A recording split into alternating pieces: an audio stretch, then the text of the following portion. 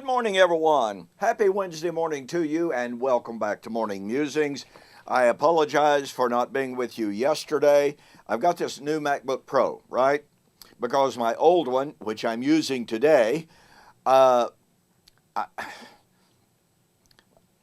old one is just giving me all sorts of fits. You know, I can be sitting here filming, as I'm doing right now, and I can look at my screen, and all of a sudden it's just going, it's just blinking on and off and on and off, and I have to restart and all this kind of stuff like that. But with the new MacBook Pro yesterday, I was using it for the very first time, and of course it has the Final Cut Pro, and I got to tell you, that's the most amazing, the most complex, the most overwhelming, the most confusing editing program, and that whole computer. I got to tell you right now, I need to go to college to learn how to use that thing. It's wonderful, absolutely wonderful, but I'm a dummy, and I got to have some help doing this.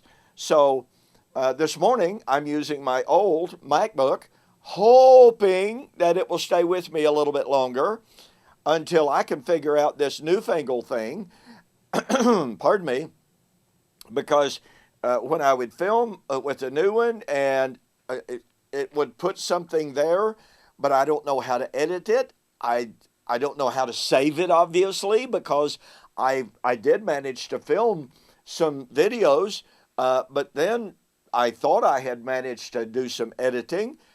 I shut it down, and when I came back on, guess what? The videos were gone. Poof, disappeared. Zilch. Wow. Anyway, enough of that. I'll get that worked out.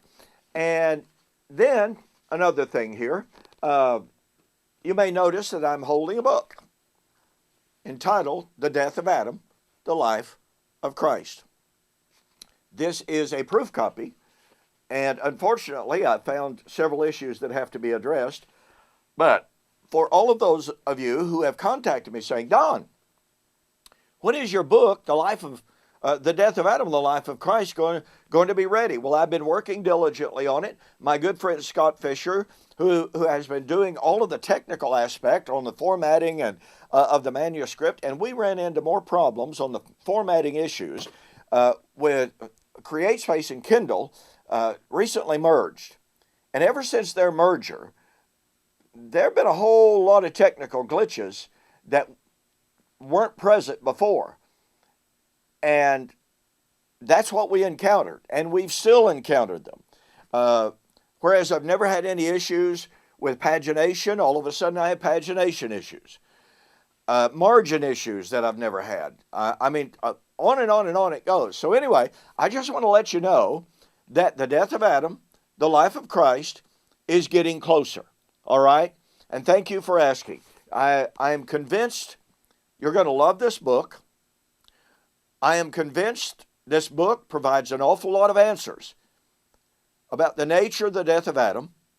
And I can guarantee you that it will refute an awful lot of claims being made about the death of Adam.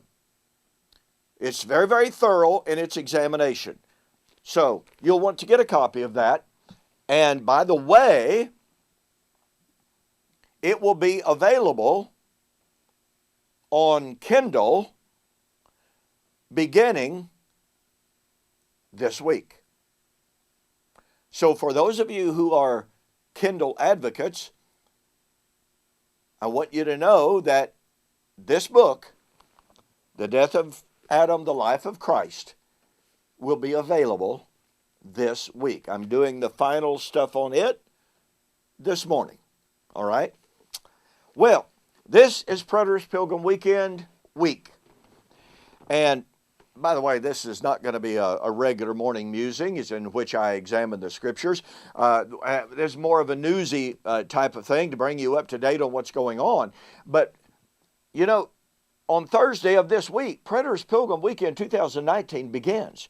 This year's theme is how to know we're not living in the last days. You know, folks, last year, our theme was back to basics. And the response to that was absolutely fantastic. And last year we offered our entire seminar via live stream. And to my knowledge, we had the largest audience viewing, watching, quote, attending a preterist event in history. It was absolutely astounding how many people tuned in. And that's so encouraging. Well, guess what? This year, you will also be able to watch the entirety of Preterist Pilgrim Weekend 2019 free of charge, live stream. Now, probably tomorrow, I will be posting the entire schedule for Preterist Pilgrim Weekend on my website, donkpreston.com, bibleprophecy.com, as well as a host of Facebook pages. And I will be asking those pages to share that, so that come Thursday night, you'll just be able to sit in the comfort of your own home, click on the link, and be able to watch as we begin Preterist Pilgrim Weekend 2019. And you know, folks, I've got to tell you, I don't know of another issue that is more fundamental, more elemental, more simple than the doctrine of the last days. Let me express it like this, as simply as possible. If we are not in the last days, then there is no future last day in Bible prophecy. Because you see, the last day, pardon me, is very clearly the last day of the last days. Therefore, if we're not in the last days, if the last days have nothing to do with the Christian age and the end of the Christian age, then that means that all claims about a future resurrection being raised on the, quote, last day have nothing to do with your future and mine. Do you see how basic that is? And so determining the identity of the last days is absolutely foundational to understanding biblical eschatology. It's why I wrote my book, The Last Days Identified. You can go to my website, donkpreston.com, bibleprophecy.com, and order the book. You'll be absolutely amazed to discover how clear the evidence is, how powerful the evidence is, to prove beyond a shadow of a doubt. The Christian age is never called the last days. Period. We are not living in the last days of time. The last days, biblically defined, is the last generation of Old Covenant Israel's age. They were her last days, not our last days. Now I got to tell you, that's some pretty wonderful news.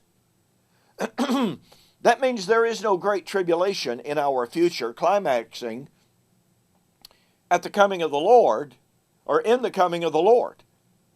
That means there is no end of planet Earth foretold in the Bible, as both amillennialists and postmillennialists believe.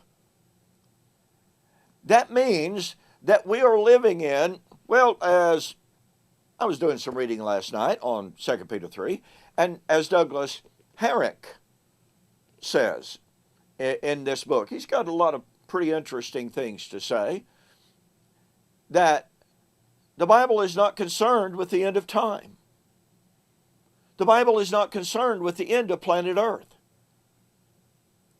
And so, our topic this year, our theme this year for Preterist Pilgrim Weekend is one of the most foundationally important doctrines that can be imagined. If you can understand, grasp, and know that we are not living in the last days, then guess what? You can be free from the fear. The fear that I hear and I read in emails on a virtually every week basis of people who are discovering the truth of covenant eschatology, discovering the truth that we're not in the last days. Armageddon, the Great Tribulation, is not just around the corner. That's liberating. It's wonderful. And folks, it is true. So, if possible, come be with us. Preterist Pilgrim Weekend 2019, Ardmore Convention Center, begins Thursday night, July the 11th. If you can't be with us, be sure to tune in on Thursday evening and watch it free of charge. Well, okay, I'm out of time. Like I said, this is not really one of my normal morning musings, but I think it's necessary to encourage you and to urge you to be a part of Preterist Pilgrim Weekend, to take advantage of the material, to take advantage of the information, fantastic lessons that will be presented. Oh, by the way, my very first lesson on Thursday night will be about the Song of Moses, Deuteronomy 32, and 2 Peter chapter 3. Oh, wow. This is great stuff. I got to tell you, this is really great stuff. Okay, I'll stop there. Okay, thanks for joining me for this morning's morning musings.